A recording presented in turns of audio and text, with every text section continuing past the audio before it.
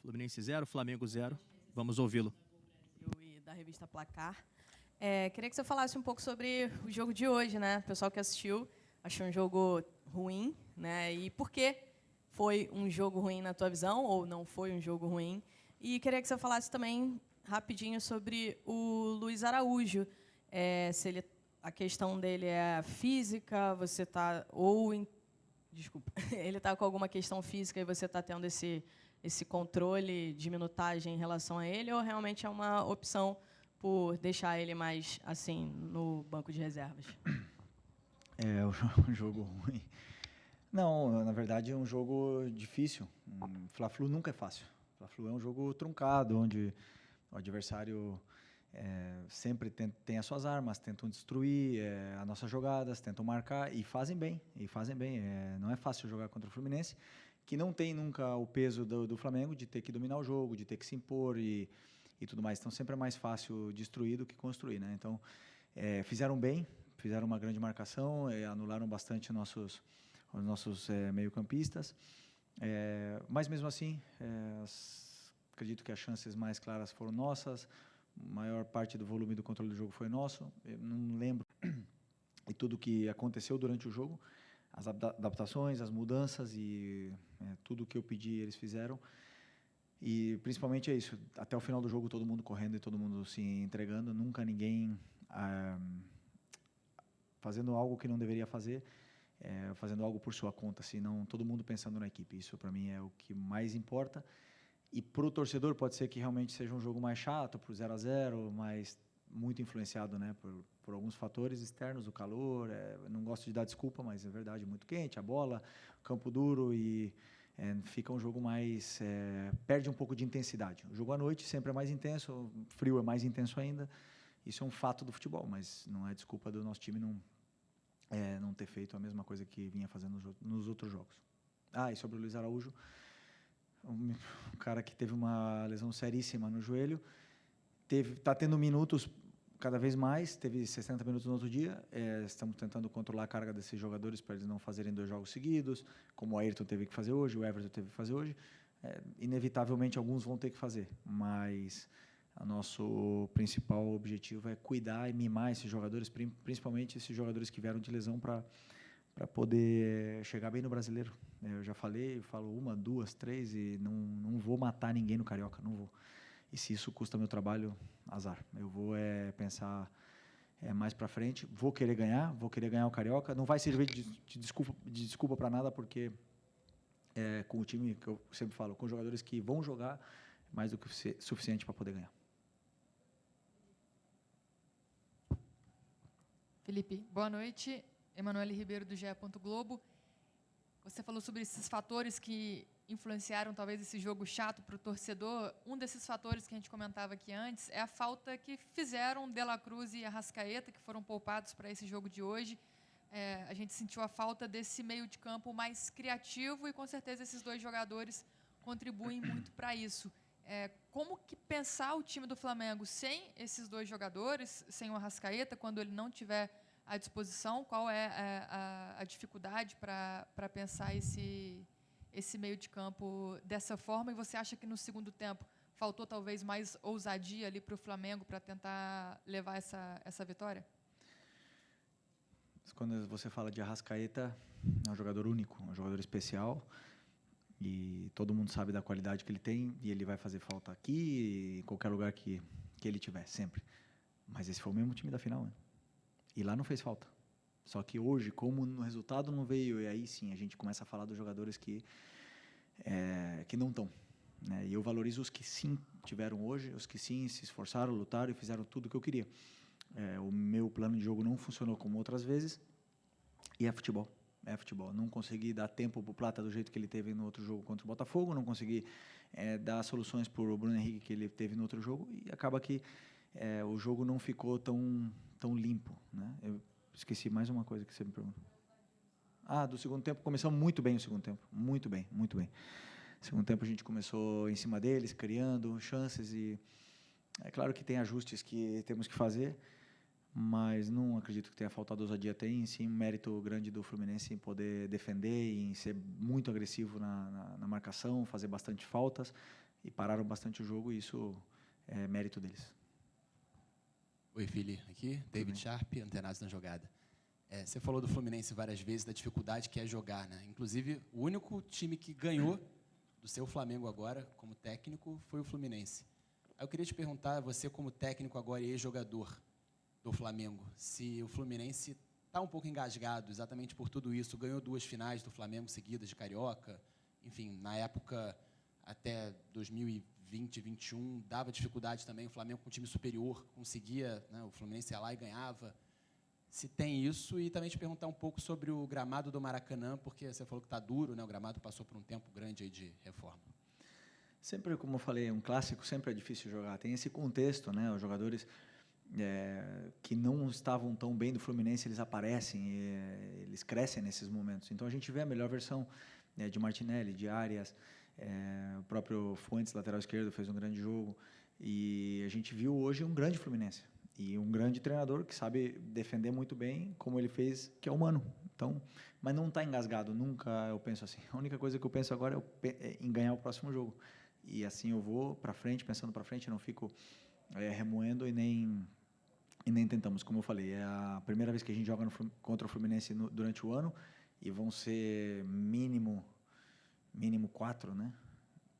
Ou é por aí. Então vão ser várias vezes, já foram outros anos que foram 6 vezes, e a gente já se conhece bem, os jogadores se conhecem bem, então sempre é um jogo difícil, e é para os dois lados. Pode ter certeza que para eles também foi complicado, mas sempre vamos querer ganhar um Fla-Flu, que é um jogo histórico. Outra coisa? O gramado. Não, é uma briga eterna. É uma briga eterna. Assim, eu entendo, é muito quente. Para cuidar de um gramado não deve ser fácil.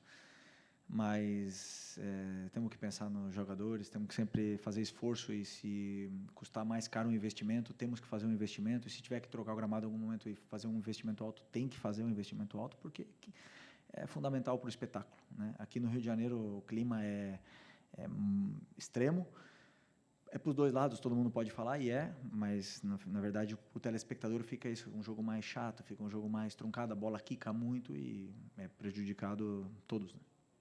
Felipe, boa noite. Gabriel Reis, canal Paparazzo Rubro Negro e Revista Placar. Hoje completavam 6 anos que os meninos não estavam mais com a gente. Queria que você relatasse como estava a sua cabeça pensando nesse dia, nesse jogo aqui no Maracanã, num dia tão triste. Uma outra questão, que se você não quiser falar sobre isso, eu te respeito.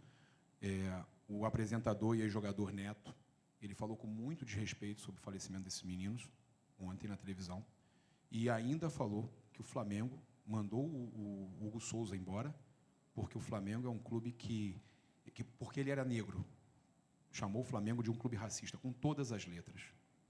E eu queria te dar a oportunidade, porque você está aqui há 6 anos, além de tudo, é rubro-negro, mas está aqui há 6 anos e viu como as coisas acontecem aqui.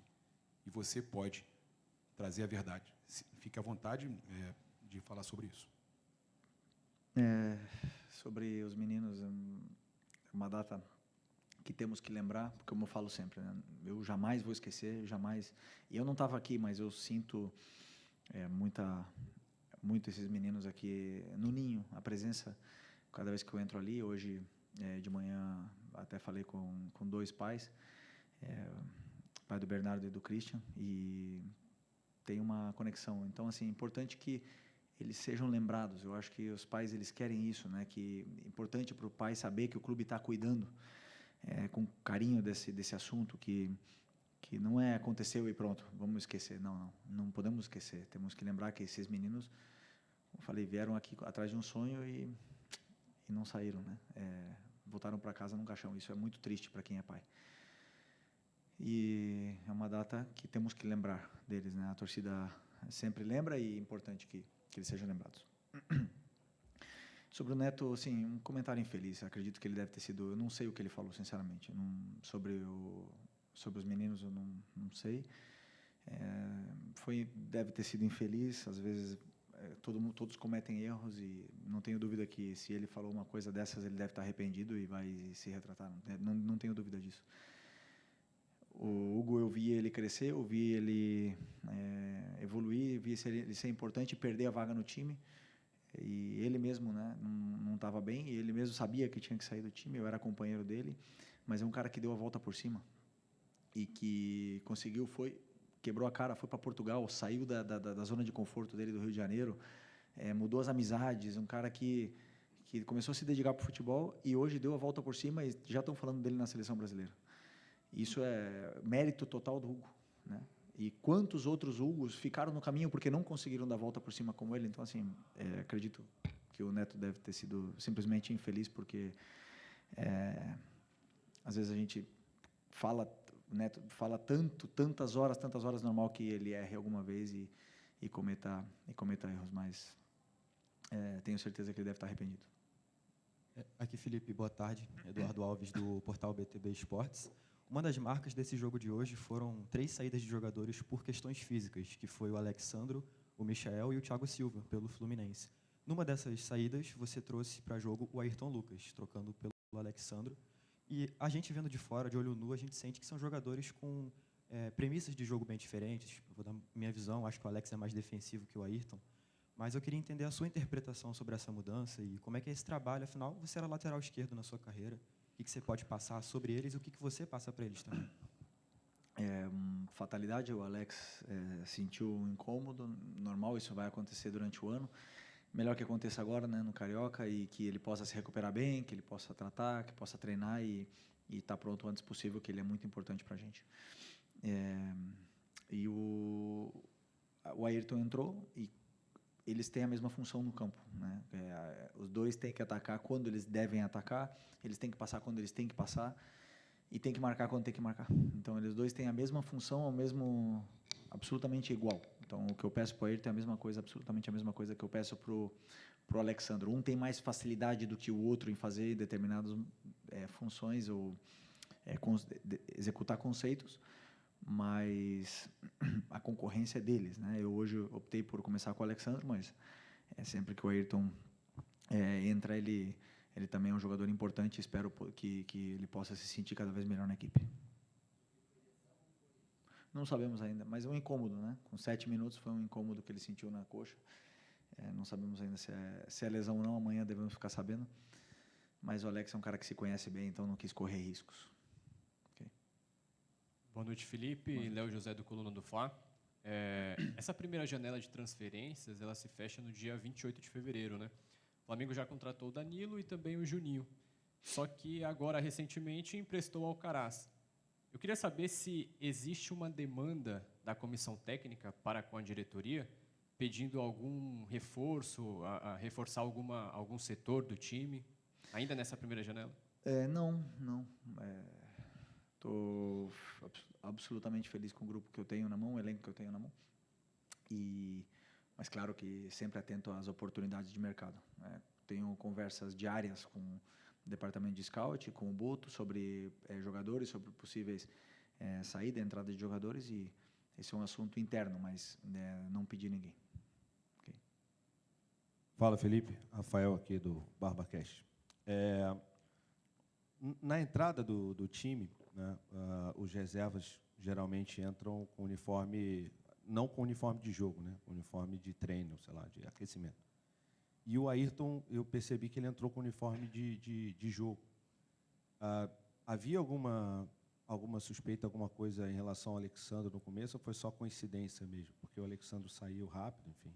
Não sabia disso. Não tinha nada. Se o Alex tivesse relatado algum desconforto, algum incômodo durante a semana, com certeza ele não estaria em campo hoje. Mas não, ele falou que foi um gesto onde a perna dele ficou presa na perna do outro e uma coisa assim. Então, ele vai poder explicar melhor do que eu. Eu não sabia desse assunto do Ayrton, né? Talvez estava prevendo que ia entrar, não sei. Mas não. O Alexandre entrou no campo 100%. Felipe, aqui, Lu da Flá TV. O quanto que você entende que esses jogos, ainda esses próximos clássicos, ainda seguem como jogos de preparação para o Flamengo, né? Que ganhou uma Supercopa, foi um jogaço e gera toda aquela empolgação, mas o quanto que você entende que esses jogos vão ser importantes para a sequência dessa preparação? Você acabou de falar aí em objetivo de Campeonato Brasileiro e tudo mais, para que os jogadores cheguem na sua plenitude, e o quanto que esses clássicos agora próximos vão servir como boas métricas para você também como treinador?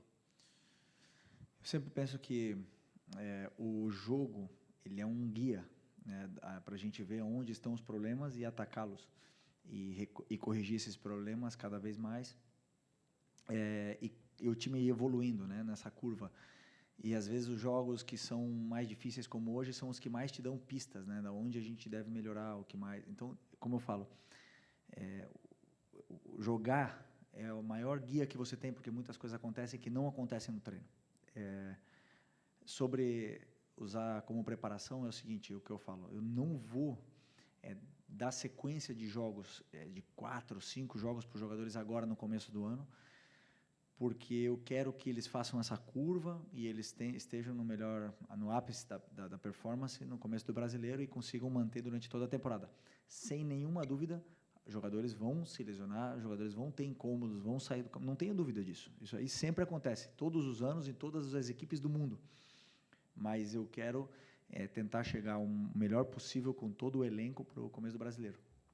E isso quer dizer que eu vou abrir mão do Carioca? Não, não vou abrir mão do Carioca. Eu quero ganhar, quis ganhar do Fluminense hoje, quero ganhar do Botafogo, quero ganhar do Vasco e as fases finais também. Então é importantíssimo que a gente cuide desses jogadores, mime eles, que eles estejam o melhor possível para quando começar realmente a sequência de jogos, aí sim. Quando começar a sequência de jogos, aí não dá mais para parar.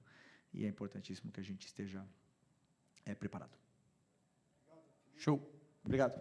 Tchau, pessoal. Tá aí, portanto.